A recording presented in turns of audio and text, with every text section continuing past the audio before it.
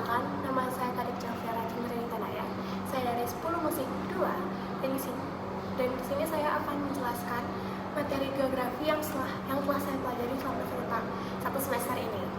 Yang pertama, apa sih itu geografi atau hakikat dari geografi? Geografi merupakan kata yang berasal dari bahasa Yunani yang berarti yaitu geo dan grafien. Geo berarti bumi dan grafien yang berarti penulisan atau penggambaran. Lalu, jadi geografi itu adalah hubungan timbal balik antara manusia dengan lingkungan. Objek studi geografi yaitu ada dua, yaitu ada objek material dan objek formal.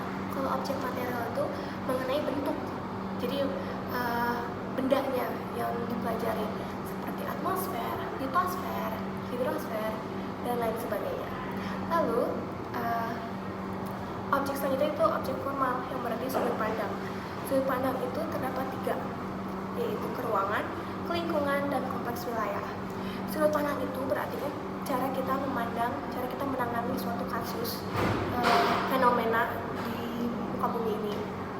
Yaitu kalau keruangan itu jadi terjadi karena alam yang memang sudah sepatutnya. Lalu terdapat yang kedua itu kelingkungan atau ekologi, itu terjadi akibat campur tangan manusia juga. Contohnya seperti banjir.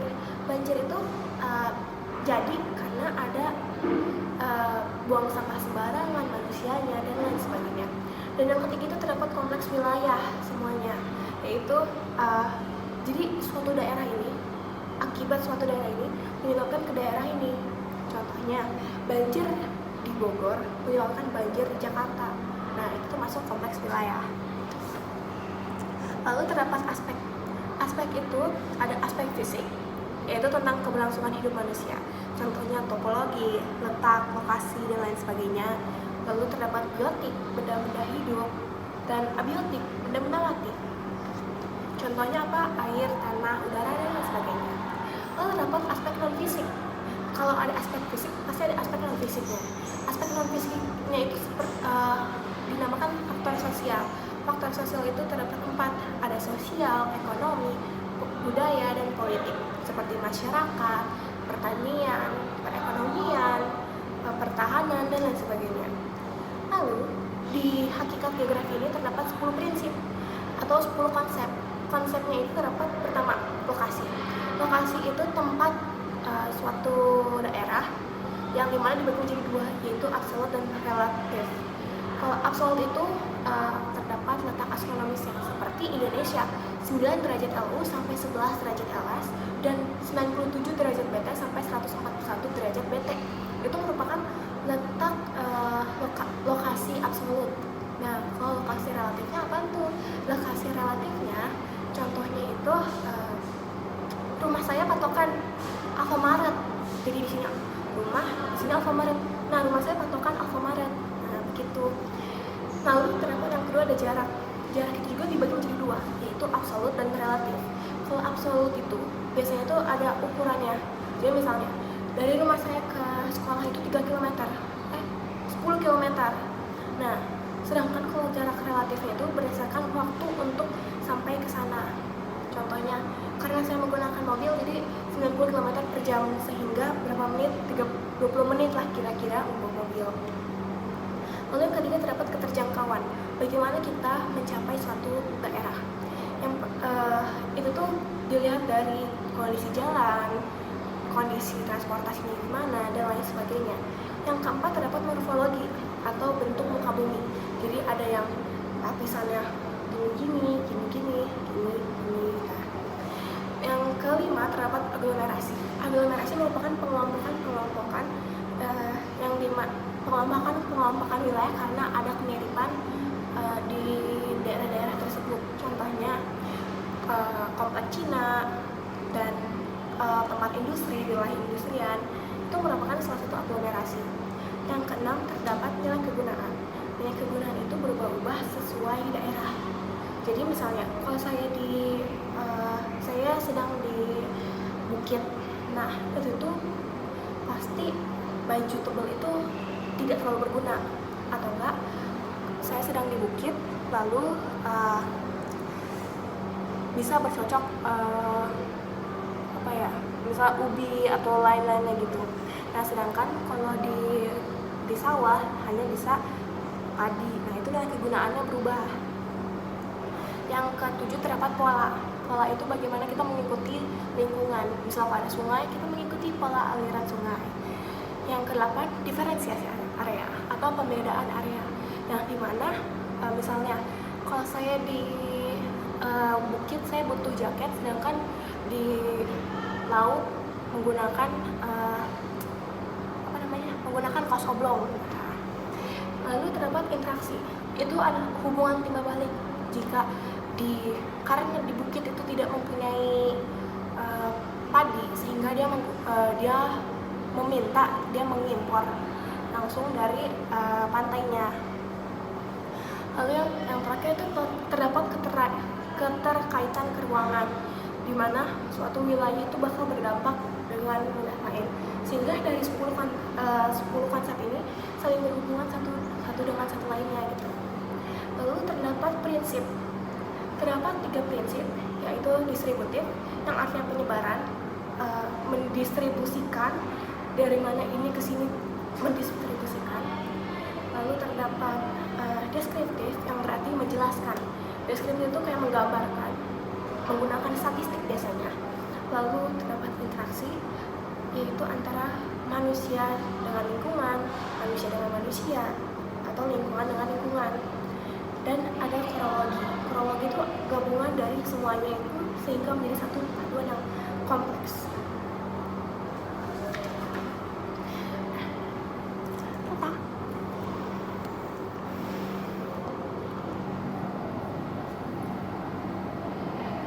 Lalu, di bab kedua, kami mempelajari peta.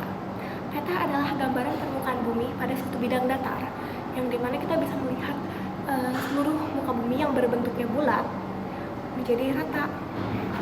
Nah, simbolnya itu ada 3, yaitu garis, titik, dan area. Kalau garis seperti sungai, titik itu untuk nama ibu kota dan lain sebagainya, dan area itu ya area hutan dan lain sebagainya. Di peta itu berdasarkan isi dibagi menjadi 2, yaitu peta koreografi atau peta umum dan peta khusus atau peta tematik. Bedanya koreografi sama tematik apa sih? Kalau koreografi itu contohnya itu peta dunia. Kalau peta dunia kan kita bisa melihat tanpa harus tahu profesi kita. Nah sedangkan kalau peta tematik itu sesuai, misalnya saya orang di BMKG, jadi saya harus mengetahui peta curah hujannya bagaimana, peta kepanasan satu wilayah bagaimana gitu. Lalu klasifikasi yang kedua itu berdasarkan skala. Kalau skala itu dibagi menjadi 5, yaitu peta kadaster, peta besar, peta sedang, peta kecil, dan peta geografi. Kalau peta kadaster itu skalanya itu 1:5000. Lalu untuk peta besar 1:5001 sampai 1:250.000. Peta sedang 1:250.001 sampai 1:500.000. Peta kecil 1:500.001 sampai 1:1 juta. Dan yang terakhir itu peta geografi, yaitu 1:1 juta ke atas.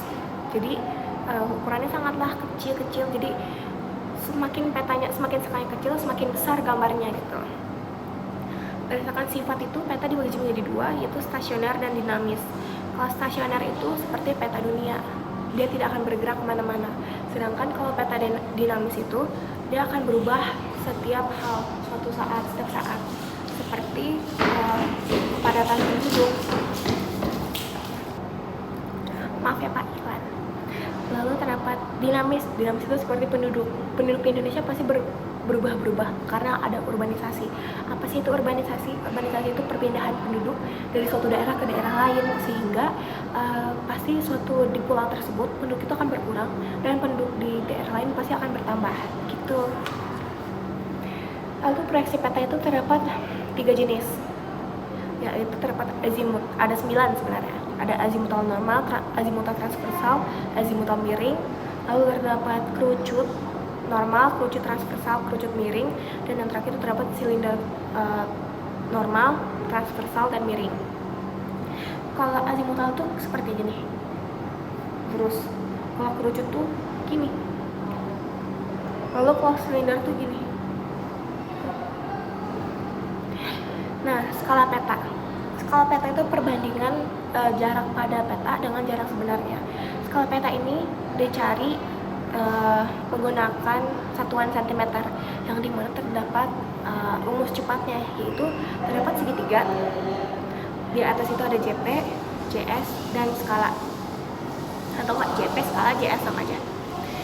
Lalu untuk mencari JP itu berarti skala dikali JS. Untuk mencari JP berarti untuk mencari JS berarti JP per S.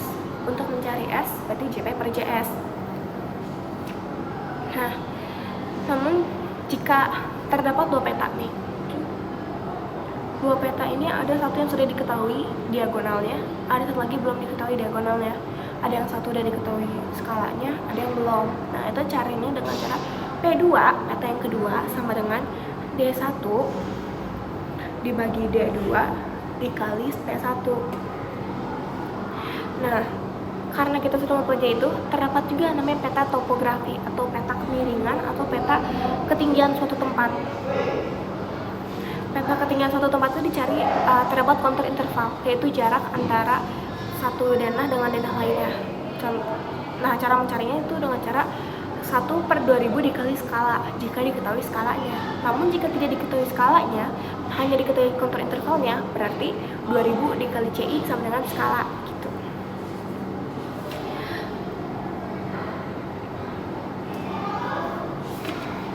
Nah,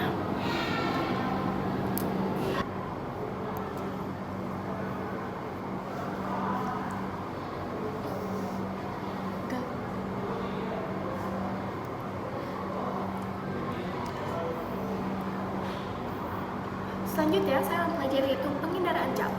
Penginderaan jauh atau yang disebut dengan remote sensing. Penginderaan jauh artinya itu melihat objek fisik menggunakan alat dari jarak tertentu tanpa harus kontak langsung. Yang dimana terdapat 8 komponen, yaitu terdapat sumber tenaga yang terbagi menjadi dua, yaitu pasif dan aktif.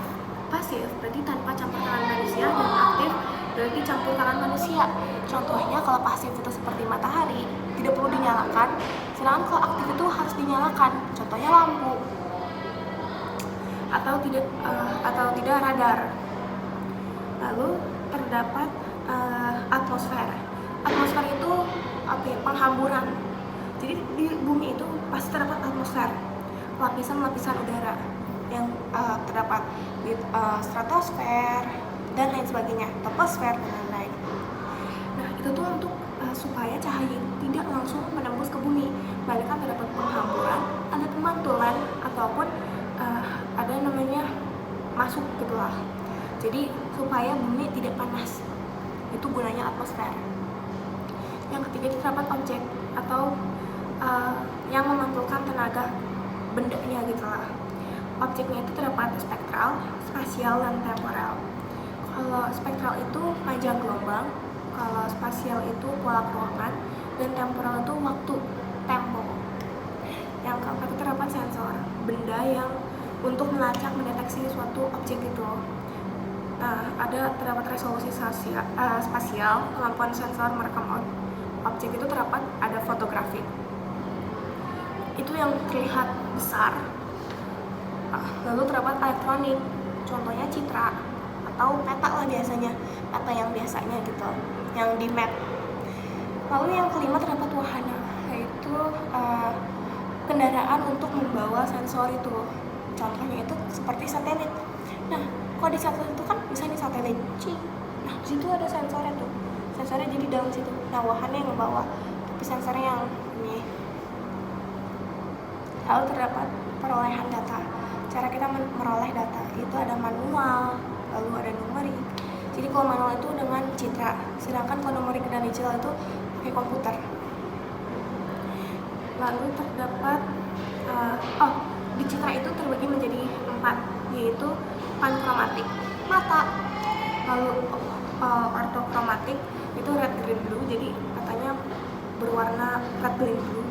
Lalu ultraviolet, spektrum ultraviolet, jadi warnanya agak ungu-unguan, dan inframerah itu berarti warna di situ agak merah. Biasanya untuk panas sih itu kalau ultraviolet.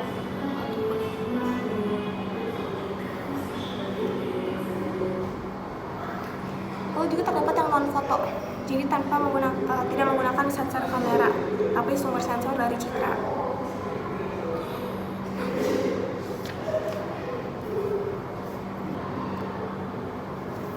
Lalu kita juga mempelajari interpretasi citra. Interpretasi citra itu cara kita mengolah suatu data. Jadi itu tuh ada bentuk-bentuknya, yaitu yang pertama terdapat bentuk, rona, warna, tekstur, bayangan, asosiasi, situs, terus habis itu ada pola.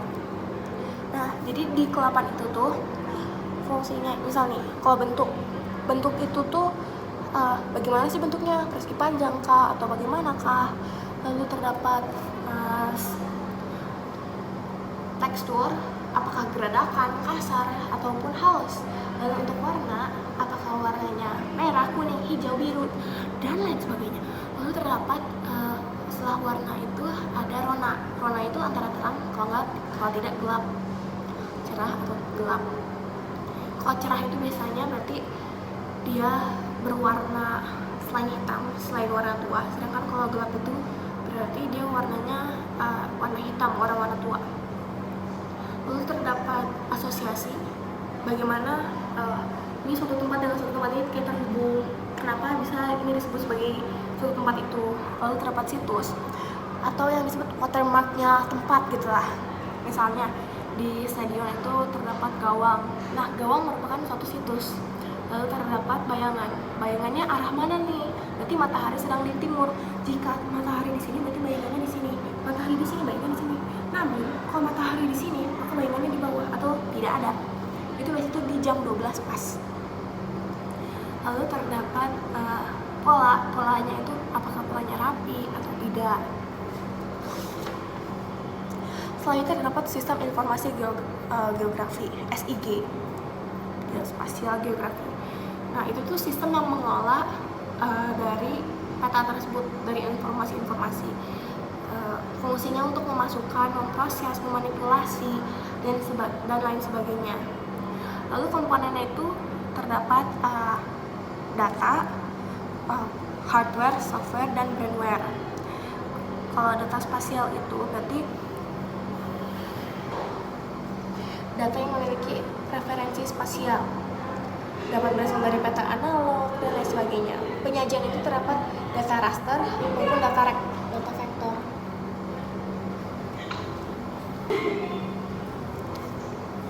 Kalau data raster biasanya kotak-kotak berpiksel ya. Nah, sedangkan kalau data vektor itu seperti garis, titik, dan lain sebagainya. Lalu juga terdapat data atribut. Data atribut itu biasanya terdapat statistiknya di situ. Jadi misalnya ini peta, ini data atribut nih. Lalu ada sistem komputer seperti hardware dan software. Kalau hardware itu seperti scanner, digitizer, CD-ROM, central processing unit atau CPU, dan printer dan plotter.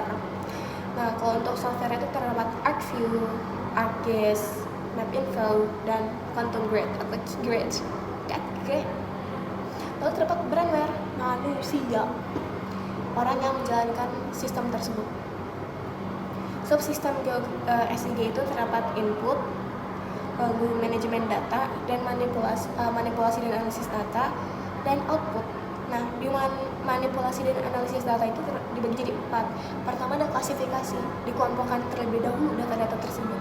Dari sekian banyaknya data dikelompokkan menjadi misal data ini, data itu, ini, itu. Lalu ada overlay, yaitu penumpukan. Jadi misalnya ini gunung, laut, sungai, pasir, nah itu ditumpuk jadi satu, gitu.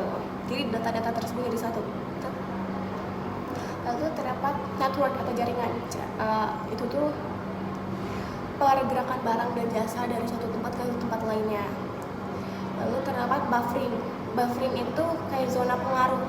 Misalkan di Krakatau, Gunung Krakatau itu kan gunung berapi. Nah, jadi pengaruh dari Gunung Krakatau itu sampai kemana?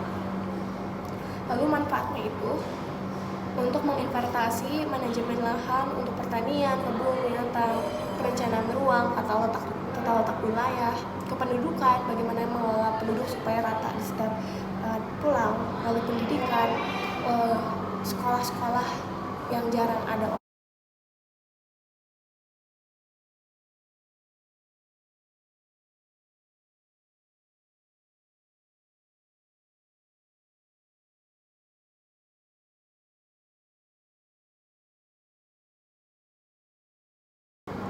Lalu terdapat buffering. Buffering itu kayak zona pengaruh. Misalkan di Krakatau, Gunung Krakatau itu kan gunung berapi. Nah, jadi pengaruh dari Gunung Krakatau itu sampai kemana? Lalu manfaatnya itu untuk menginventarisasi manajemen lahan untuk pertanian, kebun binatang, perencanaan ruang, tata letak wilayah, kependudukan, bagaimana mengelola penduduk supaya rata di setiap pulau, lalu pendidikan, sekolah-sekolah yang jarang ada orangnya, dan militer, rute perjalanan menggunakan network. Jadi begitu saja. Dadah, jadi begitu saja yang bisa saya sampaikan. Don't forget to stay in this video.